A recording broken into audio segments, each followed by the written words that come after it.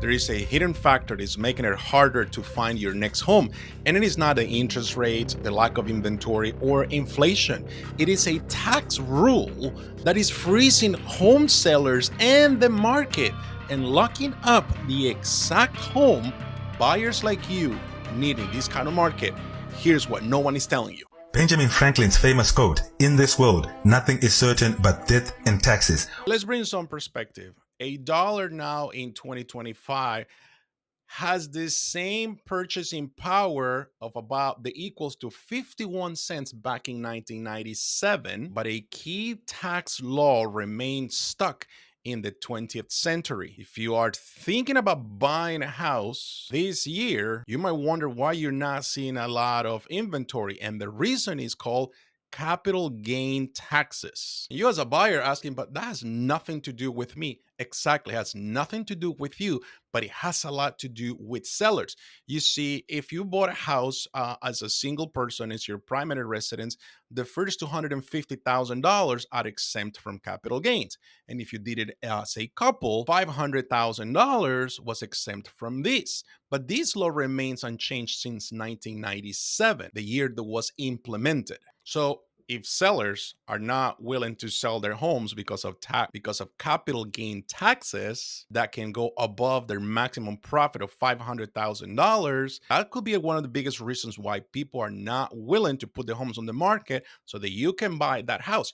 No wonder we've been stuck in this lack of inventory since the beginning of COVID. Let me give you an example. If a seller bought a home for $600,000 and now this home sells for $1.2 million, your gain is $600,000. Now, if you apply the rule, assuming this is a married couple, you can exclude $500,000. That leaves you with about $100,000 on profit or capital gain profit. Depending on your income bracket, the taxable percentage can go from 15 to 20% on federal capital gain taxes, and possible the state taxes can apply there. So this can add a lot of thousands of dollars in taxes to a lot of these homeowners that are not willing to let their homes go. So that's a big problem. So the inventory crisis, it's that nobody's seeing, nobody's talking about it, is that many older homeowners are staying in their large homes that they no longer need, they cannot afford. Why?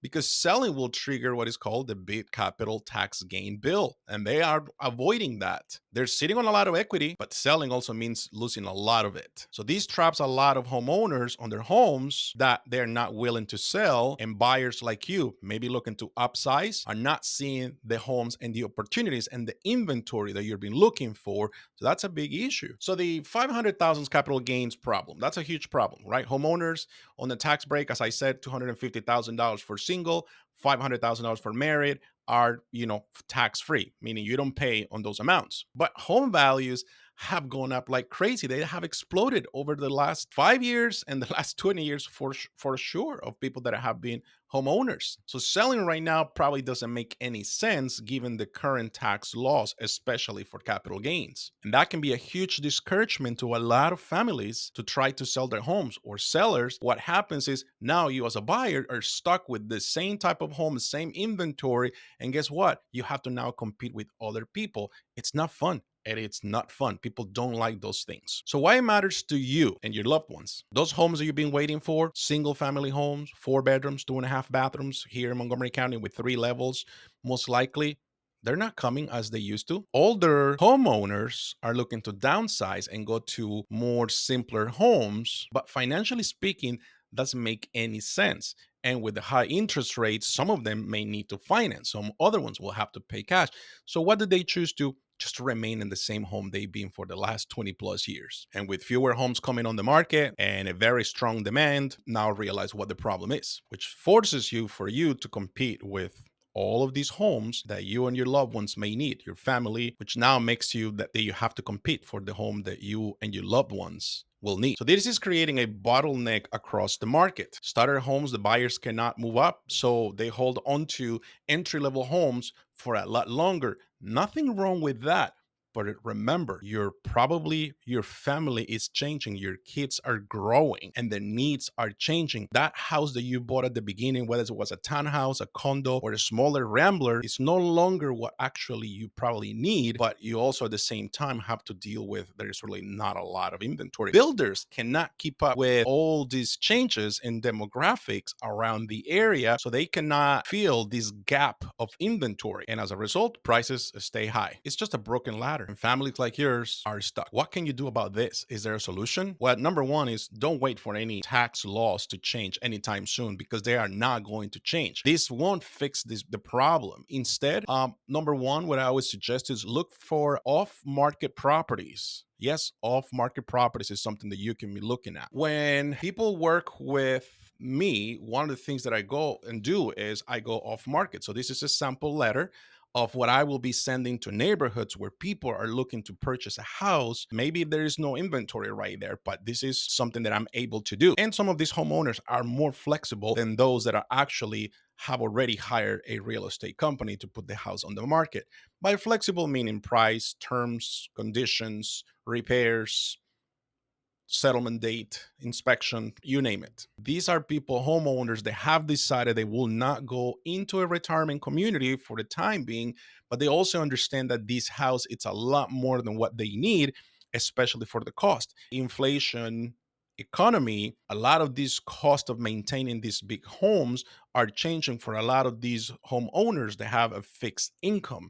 So this is very important to also understand that this could be some inventory that you can tap into. Homes that need updating, there's nothing wrong with that. I mean, yes, there is probably going to be some cost associated with it, but it's less competition for you also. And there is the opportunity to buy something at a very good price, then you can make yours. Granted, that will involve the time of you overseeing the construction or remodeling of this property, the changes, a lot of that. But there's also a lot of companies out there that can actually help you with that. You can just decide what projects you want to take or which projects you don't want to take and just work from that point forward.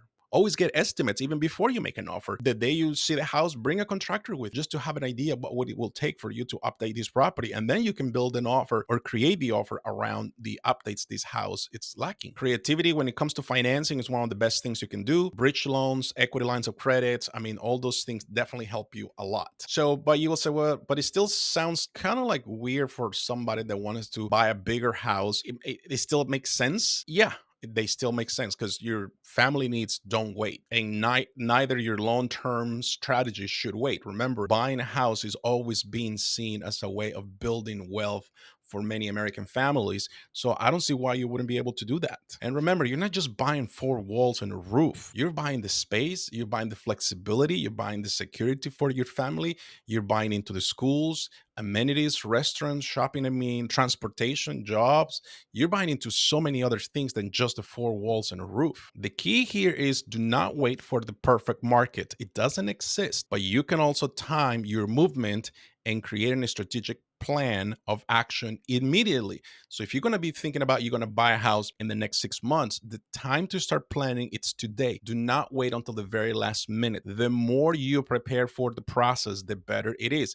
Start by interviewing realtors, start by interviewing loan officers, start by researching home inspection companies and all these things. Don't leave it until the very last minute because you may regret it. Because guess what? You may be forced and pushed to do something that you maybe were not looking to do. Listen, if you are frustrated by this kind of market, I get it, but you don't have to be. I mean, you don't have to go with this alone. You can always hire someone that can help you in the process. And that's it, everybody. I've come to the end of my video. I hope you enjoy this video. Remember, do me a huge favor. If you find value in this, give it a thumbs up, like it, subscribe. It really helps me to continue to bring you content like this. This market is not complicated. You just need to know who you are going to be partnering with. And the sooner you do it, the better it is.